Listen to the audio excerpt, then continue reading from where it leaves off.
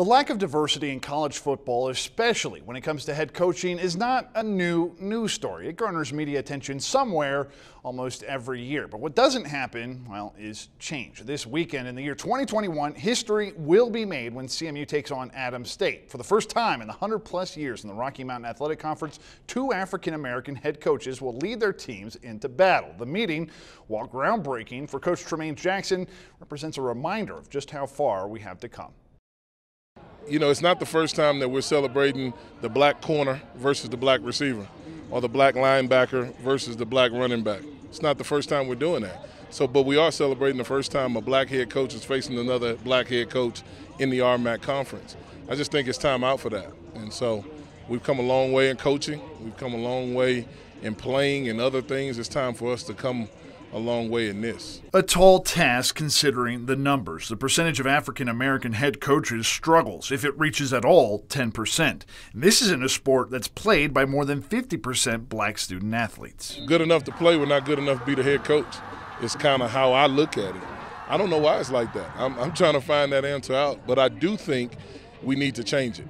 And I do think that having guys like myself and Coach Harrison and Coach Smith over at Fort Lewis in the roles that we're in, that do have the fortune to be in charge of college football programs, we got to say more. And that's a risky proposition in the contact sport of college football head coaching. No doubt a world, or at least realm, where being the safe or conservative pick can pay off in a big way. At the end of the day, we just don't get an opportunity. I'm not afraid to say that. We just don't get it. And a lot of it is just because people already have their picks. There's not many other head coaches or black coaches with head coaching experience.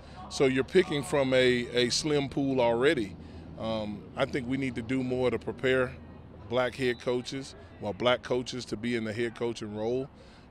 And so I just think that's where it's at.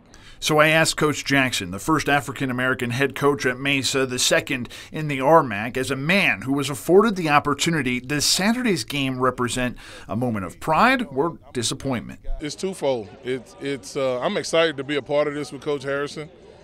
Because I think it brings awareness not just to our profession, but it brings awareness to our communities, both here and in Alamosa. It brings awareness across the state of Colorado and even in the West region. But I'm disappointed. I'm disappointed that a conference that started in 1909, this is the first time that we're doing this in football, and we've been playing football for a long time. And so it's twofold.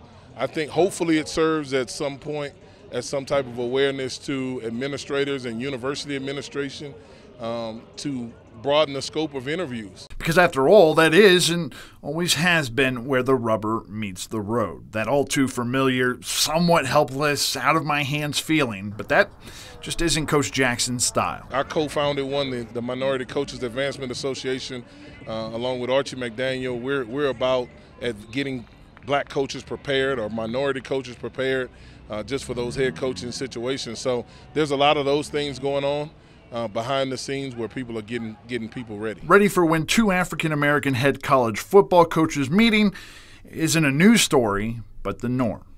For KREX 5 Sports, I'm Mike Kretz.